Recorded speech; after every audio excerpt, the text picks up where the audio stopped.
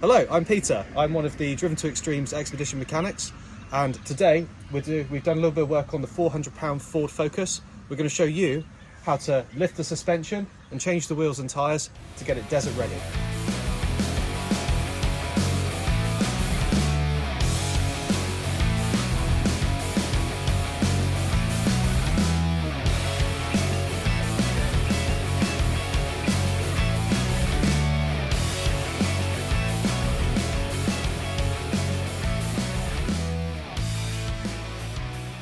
This is time to begin the process of fitting the spacer to the top of the front strut. The front strut sits inside the wheel about here.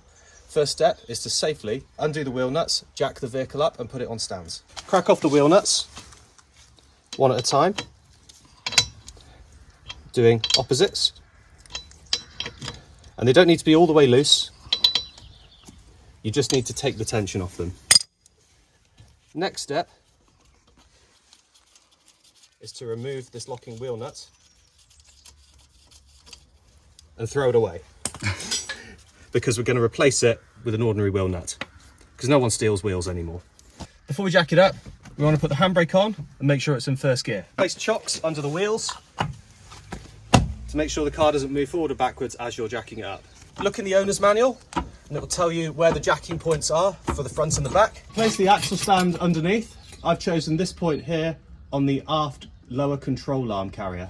Once you're at this stage, take the opportunity to check the wheel bearings and also various suspension bushers. So give a good pull on the wheels, turn it, listen for any noises. Don't mind that slight rasping, that's just from the rust on the brake discs. Just to judge whether there's any further work that's required on the front suspension on this side. And now you can whip the wheel off. You don't have to use one of these, but it is a lot easier.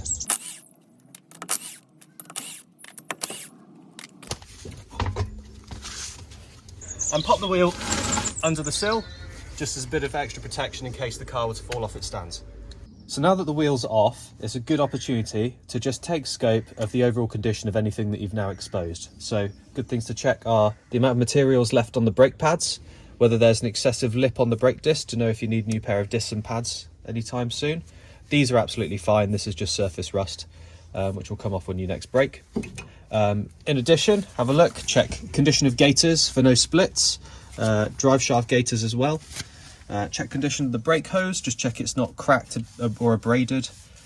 And then just have a look around for general leaks. You might see some leaks around where the dampers are, and you might see evidence of sprayed oil. Another good thing to do at this stage is to put a bit of penetrative fluid. I'm using WD-40, but other penetrating fluids are available. And just get a bit on all the things that you might not necessarily need to take off during this job, but might save me a lot of swearing in the desert. Pay particular attention to anything that is involved for doing the tracking, because that will have to be done after the suspension lift. So now what we can do is we can unclip the ABS cable. We can also pull out the brake line. And then what we need to do is we need to allow the suspension to come into full droop, and that's how we're going to get the clearance to put the spacer in at the top of the strut. In order to do this, we'll need to disconnect the anti-roll bar link. This here, as you can see, if you put a spanner on it, it will just spin. And then in there, use a 15mm spanner with a 5mm Allen key. And then do it like so.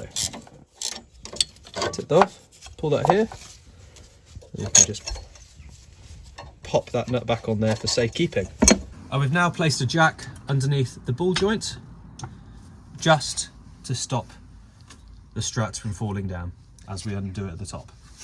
Next, for access to the top bolts for the forward struts, is we're going to have to remove this plastic piece of trim here. This is held on by these clips, which all need to come off. These might ping off with some velocity. Now all those clips are off, you can lift this panel up, and either side you'll see two T27 Torx screws. And we just need to undo those. And now you can just gently bend up this plastic scuttle, and you can lift this up and pull it out. There we go. Now we can just lift this here and place this Victron branded cardboard box underneath, which just gives us a bit of access and makes it easier for the next stage, which is to remove these 3 bolts at the top for the strut.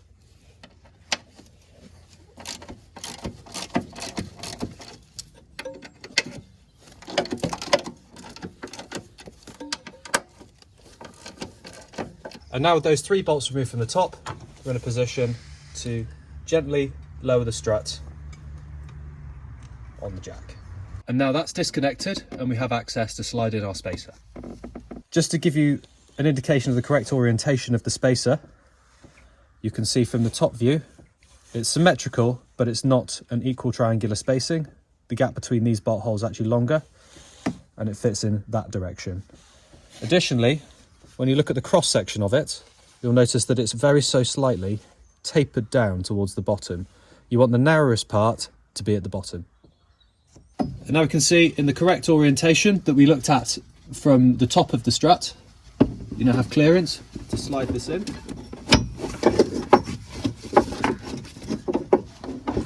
And you'll find that it rests on a rebate on the top of the strut. Now, as you can see, we've slipped the spacer in the top. You can then align it with the bolt holes and you're ready to jack up the strut to bring it back into place.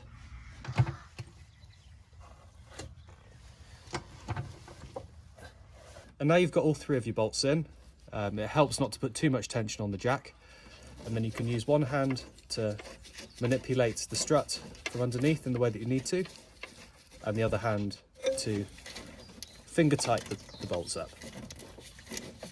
Now they're all finger tight, we can just nip them up with a ratchet.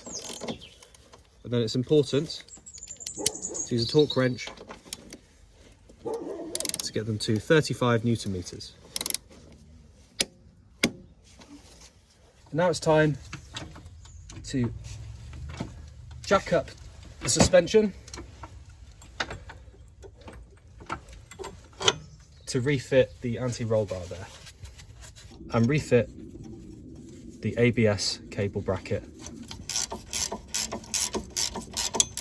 and then pop the cable back into its clip and the brake line now back into its clip.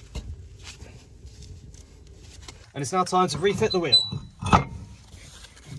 5 ordinary wheel nuts. You can now jack her up, remove the stand, coming down ground floor. And now we're on the deck. Torque the wheel nuts to 135 Newton meters. Remembering to do opposites. Now we can remove our scuttle stay and refit this panel. This tray has to fit underneath these little clips here in 4 places. Refit your torque screws.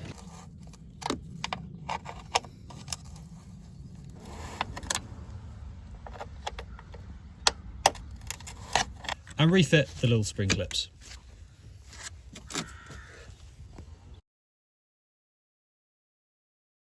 Chocked on the front wheels, we are now able to jack up on the rear subframe of this car. Jacking up until we get lots of clearance underneath the wheels. And then place the stands under the sills there and lower onto it. Removing the wheel.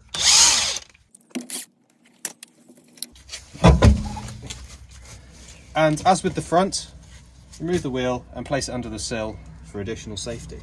Whilst you're here, take the opportunity, just check again, condition of all the hoses and the handbrake cable, brake pad thickness, the disc condition, and any leaks from the rear dampers. First step is to remove the anti-roll bar link onto the suspension control arm, and you'll need to do that on both sides first. These bolts are likely to be quite rusty, so give it a good wire brush. Apply a frankly outrageous amount of WD-40. You need a 15mm ring spanner on the top and a 16mm ratchet on the bottom. And then start to loosen it. If you feel the thread start to go tight, like that, it's a good idea. Simply switch direction, give it a couple of turns this way, and then back to undoing it again. You may need to do that several times if it's a particularly rusty bolt. And there's no shame in leaving it to soak for a few minutes in WD-40 and apply more WD-40 as you go. And then take note of how this is assembled. Take this nut and bush off the top, pull the bolt out, and then this is now free to come out as well. Then if you can, having disconnected both sides, try and push this down out the way. You might need to use your boot or a pry bar, but sometimes they can grab on the anti-roll bar bushes themselves. We now have to disconnect this lower control arm from the upright, which allows us to gain access to the spring. We've dropped the anti-roll bar linkage off. We now have to loosen off this nut on the inner link of the lower control arm. The inner pivot of this lower control arm is on what you call an eccentric bush. This eccentric bush helps you set the camber on the rear wheels. What we're going to want to do is make sure that's all clean. And it's a good idea to mark up this eccentric bush in its position that it's in currently, just so you know where to put it when you put it all back together.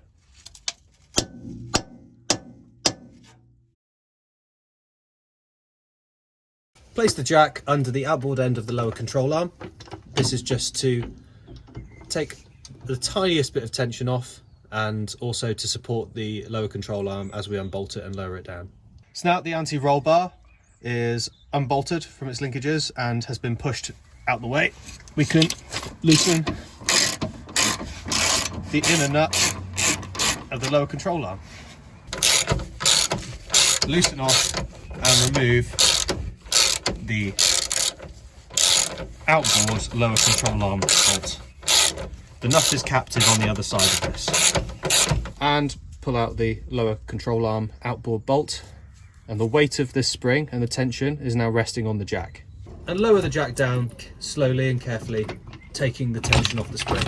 So now the spring is out and completely not under tension anymore. It's therefore safe. One thing you'll note is that the spring sits in a certain way in these two little rubber cups, which there's one in the bottom in the control arm and there's one in the top in the subframe. You may find that you want to rotate these and the spring round, and the reason for that will become clear when we put the spacer in. So now we have a spacer, and what we can do is we can slide it in there like so. You want to sit it into the rubber cup, and the reason I mentioned for reorientating the spring is that I believe it to be safer if you have a crescent shape like this, which is catching positively against this lip on the spacer, which will help you hold it all together when you put the jack back underneath and you press it all into place. So what I've done here as a bit of an additional safety measure is we've hooked a ratchet strap onto the control arm the other side, and then without having too much tension on it, wrapped it around the spring here. And the only reason I've done that is that when we compress the spring back up again, it's just a little tether to make sure the spring doesn't leave the car body and enter yours.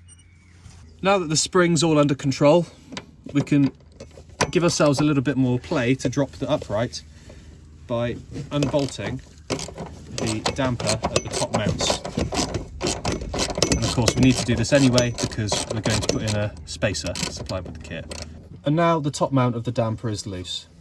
We can pull it down, and that just leaves this with a bit more room for play. We had to use this, use muscle a bit here and muscle this control arm, but it's now sitting on top of the jack. We're now in a position where this is as low down as it can be. We've tethered the spring just to make sure it doesn't go off anywhere we don't want to. And we can raise the jack up, and we need to line this back up in here with the holes inside here. So now we're going to jack up and align up this bushing here with its home inside the upright. So as we jack up, we're going to be putting tension on the spring, we're going to be compressing it. And the important thing to note here is it can be a bit of a fiddle to get these to line up. You might want to have yourself a tool to help you line the holes up as you do it. You want to get yourself a pre-lubed bolt.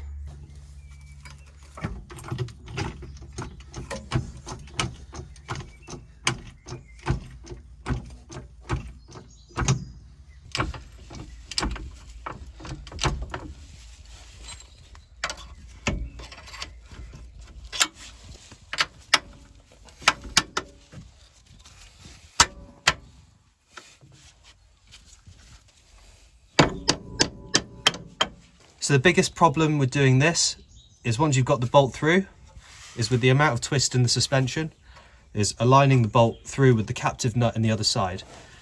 If you look at it from the other side, you can see the end of the bolt. If you give it close enough, and then give it a tap with a soft face mallet, and you're lucky, it may just get home. As you can see now, that thread is now engaged and we're able to tighten it up. We can now nip up this bolt, but you don't need to tighten it fully, and do the same on the inboard bolt through the subframe. And then best practice after that point is you put the wheel back on and you put the car back on the deck, and then you tighten up the bolts fully to the torque spec at that juncture. So it's a 115 for this bolt, Newton meters. So this is the damper spacer. As you can see, it's got this recess in the top here, which sits on top of the damper. So you want to put it in that orientation.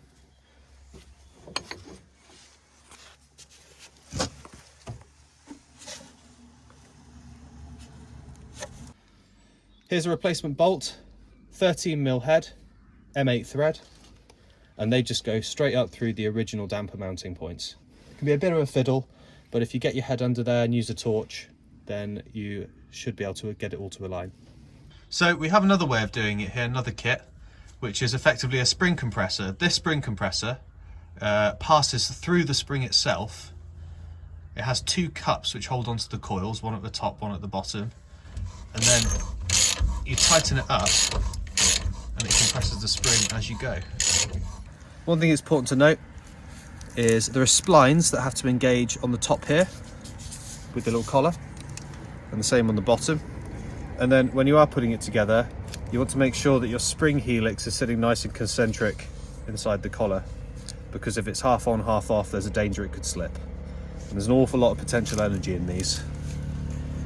And if you don't believe me, just YouTube spring compressor accidents.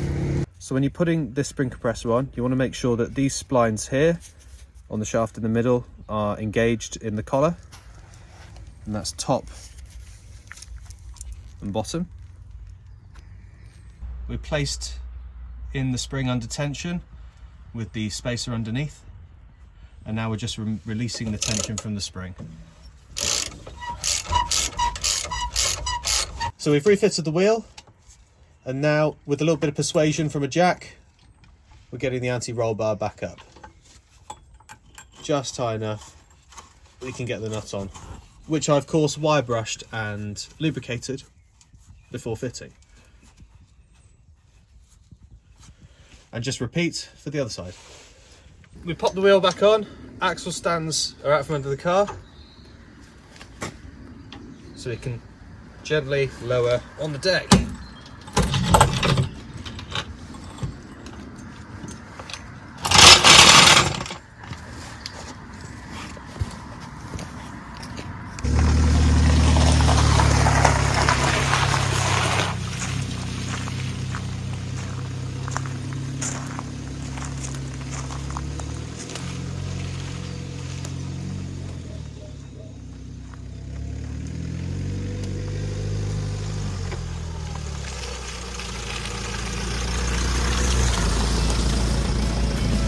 Look okay.